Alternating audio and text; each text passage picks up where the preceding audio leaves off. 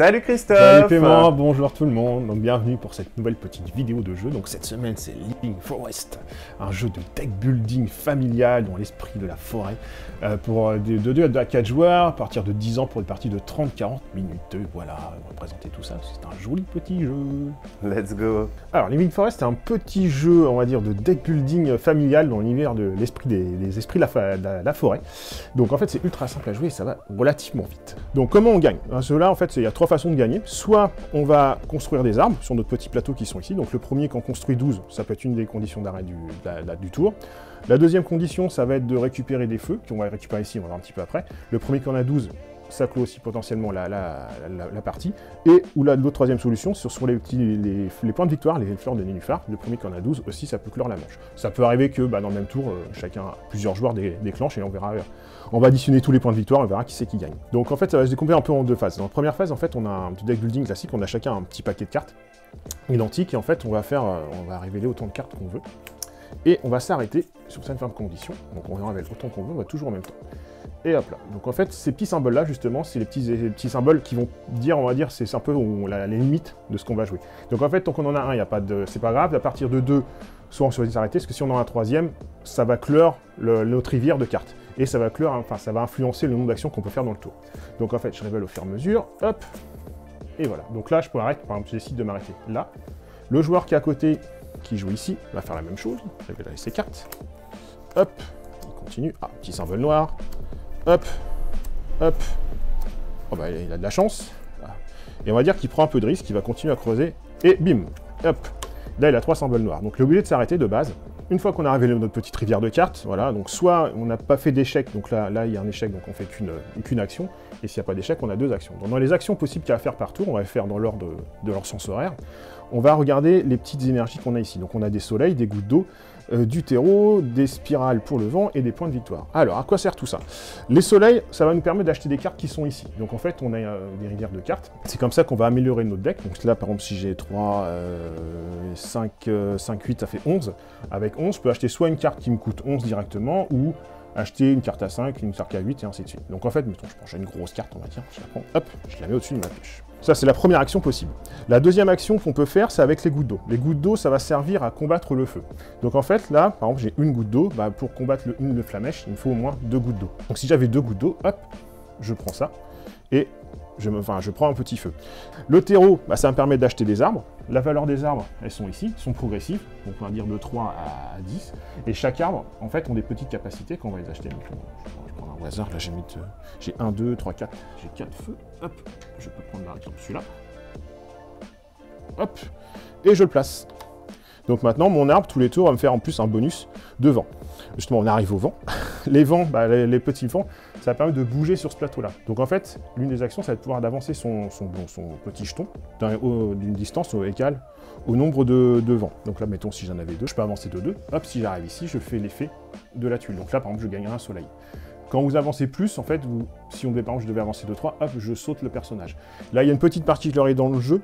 Les petits bonus, c'est qu'en fait, quand on commence la partie, on a 3 petites icônes ici. C'est des petits bonus. Donc là, ça fait un feu, un arbre et un plan de victoire.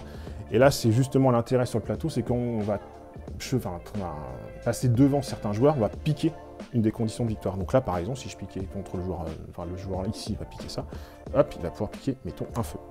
Ça rentre dans les conditions de victoire à la fin. Donc ça, c'est l'intérêt de Piment un petit peu de passer sur cette piste-là pour récupérer potentiellement des petits points de victoire et faire les capacités qui sont sur les tuiles. Alors, petit point aussi de particularité sur les cartes. Donc vous avez des symboles dans les cartes que vous allez acheter ici.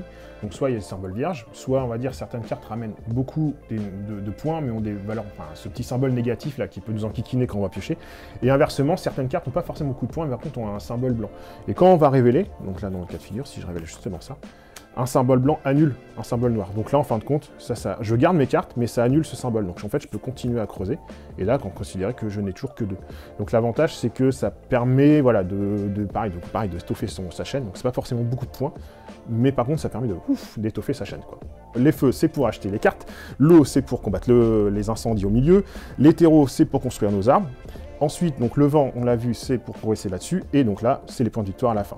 Donc le premier qui aura 12 points de victoire ici, on va gagner aussi la partie. Donc au fur et à mesure qu'on va avancer, notre plateau va grandir, et en fait on va avoir de plus en plus d'arbres, et en fait on doit en faire 12, on va construire, et en fin de compte, dès qu'on commence à faire des lignes, on va commencer à récupérer en plus de bonus. Donc là, j'ai 2 os, j'ai un point de victoire, et j'ai un vent. Comme j'ai rempli la ligne, en plus maintenant j'ai aussi un bonus d'un soleil. Si dès que j'aurai rempli cette ligne-là, j'aurai un bonus encore d'ici, ainsi de suite. Donc plus notre plateau va s'étoffer, plus on va gagner des points de victoire. Et si vous arrivez à mettre même des arbres dans ces angles-là, parce qu'on va progresser un peu en cœur, là, là je vais récupérer carrément 2 os, là 3 soleils et des excuses. Alors, à la fois que tout le monde a fait ses petites actions comme ça, on va regarder s'il reste des feux au centre. Donc là, dans le cas de figure, on n'a plus, mais on va dire, hop, il en restait. Donc là, il reste un feu, donc j'ai un eau, ça passe nickel. On va dire si on va tricher. Triche par exemple pour le cas de figure. J'enlève la tuile là pour pas la considérer, mais par exemple dans le cas de figure, là à la fin du tour, j'ai qu'une goutte d'eau, il y a 2 feux, donc je trouve une pénalité. Hop, je prends cette carte là que je vais mettre dans ma défausse. Une fois que la défausse, tout ça, ces cartes là sont jouées, hop, ça va repartir dans la défausse. Donc après quand on pourra plus piocher, on va remélanger notre défausse pour refaire notre deck, et donc ces cartes là vont nous enquiquiner parce qu'elles rapportent rien à part des malus ici. Donc le but de ces excuses justement, c'est que quand on va faire notre rivière de cartes, au prochain tour, mettons je triche pour faire un petit coup, si je révèle ça, cette carte-là, par exemple, je peux sacrifier cette excuse-là, la défausser, pour virer cette carte-là. C'est comme ça qu'on va remettre cette carte-là dans la pioche. Donc en fait, les excuses, en fait, voilà, ça va permettre de virer potentiellement des cartes, donc ça peut être ces cartes-là, mais aussi également les cartes qu'on a dans le cas de figure, quand j'avais révélé ici, hop, hop, là, je peux décréter que l'excuse que j'avais, celle-là, pour l'instant, je peux la garder. Hop, là j'en ai 2, je peux dire, oh, j'ai envie de creuser un peu plus, celle-là m'intéresse pas, j'enlève l'excuse, dégage la carte, et je peux continuer à creuser. Et donc là, on peut continuer, et ainsi de suite. Ça permet d'aller creuser plus loin pour justement avoir plus de points de victoire. Donc cette petite mécanique d'excuse n'est pas à négliger, parce que ça permet vraiment de faire une grosse rivière de cartes, pour avoir à la fois plein d'icônes, donc acheter potentiellement soit plein de cartes, ou acheter des gros arbres, parce que les valeurs sont assez importantes, ou potentiellement avoir plein de points de victoire. Une fois que tout ça c'est fait, hop, on va dire tout ça, ça retourne à la défaut, si j'ai plus de pioche, on remélange tout ça. Hop, donc là, on va compléter. Et quand on complète, en fait, par ligne, et ben là, j'ai complété une carte. Je remets un petit feu ici. Là, je complète une carte et je remets un gros feu. Le premier joueur change, on remélange, hop, et on continue et on recommence. Donc, je révèle mes cartes jusqu'à temps que je m'arrête quand je veux ou dès que j'ai 3. Pour l'instant, c'est bon. C'est bon. C'est pas mal. C'est plutôt pas mal. C'est plutôt pas mal. Et voilà. Donc là, je peux dire, par exemple, je m'arrête. Et là. Et donc là, en fait, ça recommence le même principe, hein, tout le monde en même temps, on calcule un peu tout. Je m'arrête ici, donc j'ai 2 actions, donc je peux choisir dans les 2 actions. Donc les 2 actions, bah voilà, c'est soit je rachète une carte, soit je combats les feux. Donc là, par exemple, j'ai une goutte d'eau, 2 gouttes d'eau, 3 gouttes d'eau, 5 gouttes d'eau, donc ça me permet d'enlever des hauteurs là-dessus. Par exemple, là, j'en ai 2, 3, 4, 5, donc 5 gouttes d'eau. Par exemple, je peux enlever ça et ça, pour me faire plus de points de victoire. Alors à la fois ça avantage les feux, mais ça enquiquine les gens parce qu'à la fin ils vont pourrir leur deck. Donc en fait, des fois ça peut être bien aussi de laisser du feu, parce que moi je me protège avec l'eau, ça je prends pas de malus, mais les autres vont en prendre, ils vont pourrir un petit peu leur deck. Mais les feux c'est important pour gagner aussi. Donc c'est un peu une stratégie un petit peu à avoir. Donc voilà, donc on recommence ainsi de suite, on cumule, on fait 2 actions à par tour. Donc soit j'achète des cartes, soit avec de l'eau je combats le feu, soit avec le vent j'avance sur la piste pour récupérer l'action qui me manque ou piquer des points de victoire à mes adversaires, soit j'essaie de construire des armes en fonction de ce que je peux, ou prendre par défaut une action excuse pour me protéger au prochain tour. Donc on fait ça ainsi de suite, on tourne en rond, donc tout le monde joue en même temps, ça va relativement assez vite, et à la fin, dès qu'un joueur a la bonne condition de victoire, donc soit 12 tuiles feu, soit les 12 arbres ou les 12 points de victoire, on arrête, on regarde s'il y a des égalités, et en fonction de ça on additionne tous les points, et en fait c'est celui qui a plus de points qui gagne la partie. Et voilà, c'est pas plus compliqué que ça. Alors, conclusion pour les Living Forest conclusion, ouais, un beau petit jeu familial, il n'a pas de défaut, c'est rapide, ça joue tout seul, c'est fun, c'est vivant, là-dessus, ça permet d'avoir des petites portes d'entrée, donc je parle de deck building avec ton niveau familial, les cartes sont, tout l'univers est magnifique, le matériel est, ça remplit bien une table, c'est super joli, ça se super vite, ça se prend facilement en main, les règles sont claires. En fait, il n'y a pas beaucoup de défauts, on va dire, quoi. Ouais, c'est clair. Moi, j'ai bien aimé le côté où on joue tous ensemble, en fait. Ouais, c'est les critères un peu maintenant de jeu, voilà. C'est ça que chacun joue un peu dans son coin, c'est un peu dommage. Là, le fait qu'on couche tout le monde, nos cartes en même temps, on achète, enfin là, les actions sont enchaînées, en fin de compte, il n'y a pas de temps mort, ce qui fait que et puis, voilà, il y a un peu d'interaction entre l'achat des cartes et les petits feux dans la forêt, où on peut soit un petit peu pourrir ses adversaires, ou voilà, ou justement s'avantager.